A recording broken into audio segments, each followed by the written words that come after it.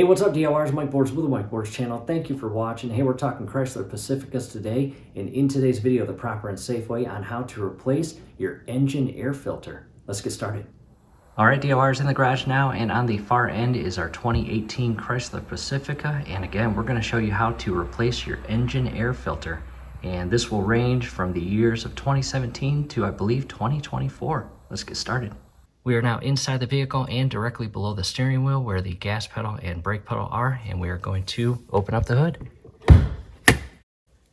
Making our way to the front of the vehicle and inside the engine compartment, a little dirty, a little dusty, but that's okay. However, not okay. Took the vehicle to the dealership, to the professionals, and got an oil change under warranty, and they are the professionals. They are not supposed to make a mess like that, but they did. That's disappointing.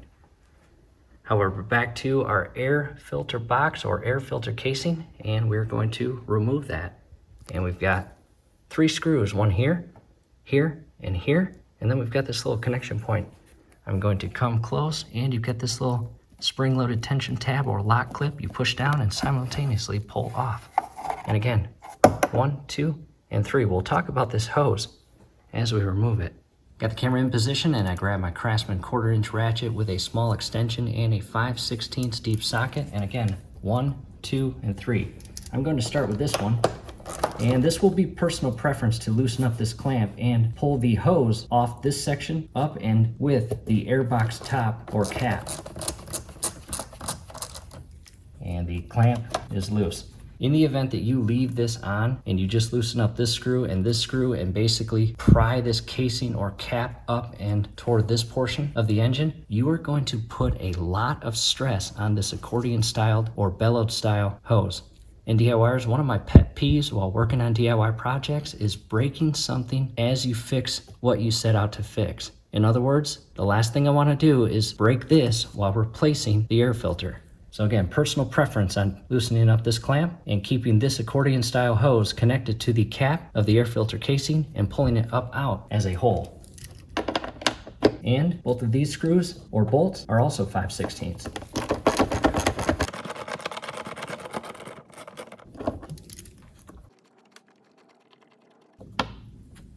And they're a little over 1 inch long.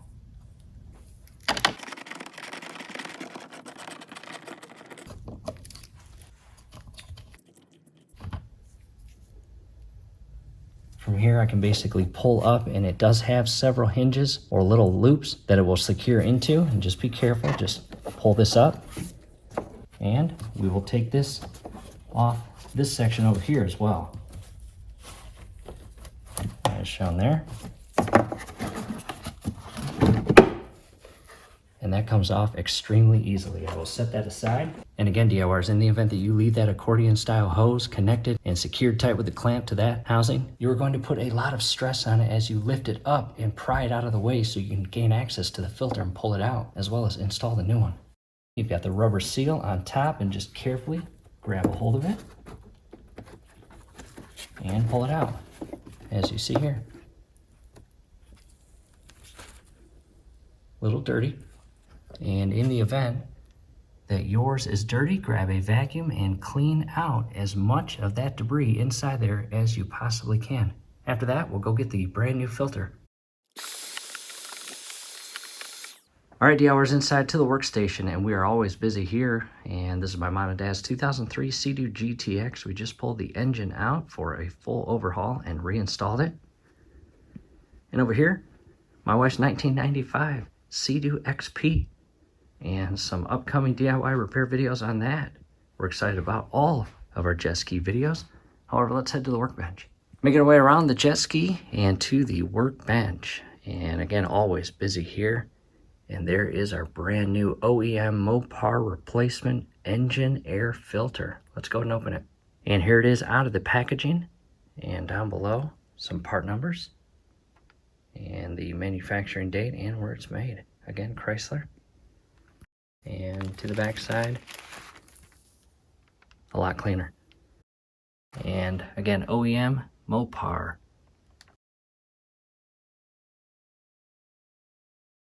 Back out in the garage, and on the left-hand side is our old filter. On the right-hand side is our brand new one. Let's flip it over and look at the back side. And here it is flipped over, and old on the left, new on the right, and a significant difference. Back inside the engine compartment and directing our attention to the air filter cap or case. And I do want to show you the 4 hooks and how they are shaped, as you see. Again, there's 4 of them, as shown there. And those are going to loop inside and around and grab a hold of the back side of this part here. So again, very important when installing that cap back on, as well as the hose on the housing. And real quick, what I did next, I do want to show you how important it is to properly place the cap onto the bottom housing.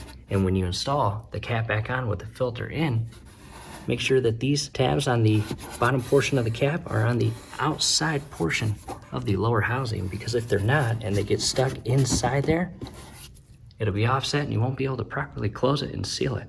And a quick reposition of the camera, and it is now time to carefully insert and rest the new filter inside the housing. And this orange part here is a rubber seal. Properly seat it.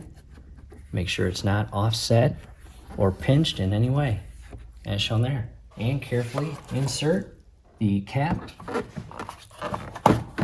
And again, align the rear 4 hooks inside the holes of that rear bracket. And simultaneously, come underneath and ensure that the bottom portion of the casing is on the exterior portion of the bottom housing, and lower it down. And simultaneously feed your hose back onto this part of the housing.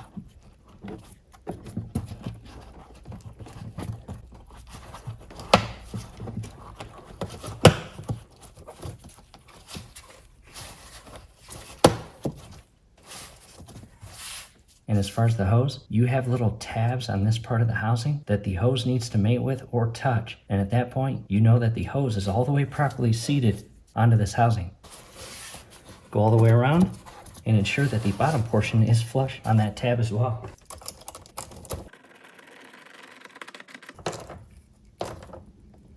Do not over tighten that, but you want it snug. Followed by the 2 additional screws.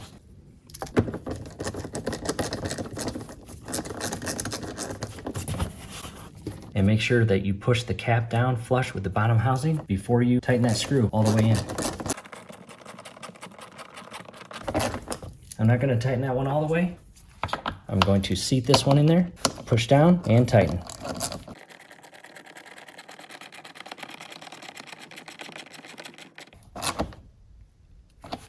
Do not over tighten it, it is plastic thread. But you want it snug to create that seal with that orange seal on the filter.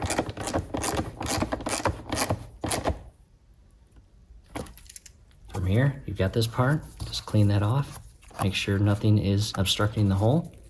Push on and push straight until it locks in place with that clicking sound. And shown there. And grabbing the camera, coming to the driver's side, I do want to go to the back and inner portion of the air filter case. And I want to show you the 4 hooks. Just ensure that all 4 hooks are properly placed in their respective slots, and grabbing hold of the back side of that mount or bracket as shown here. Taking a step back and showing you the broader view and coming into a closer view. Again, 3 screws, and you've got that little tension lock and the clamp for the hose.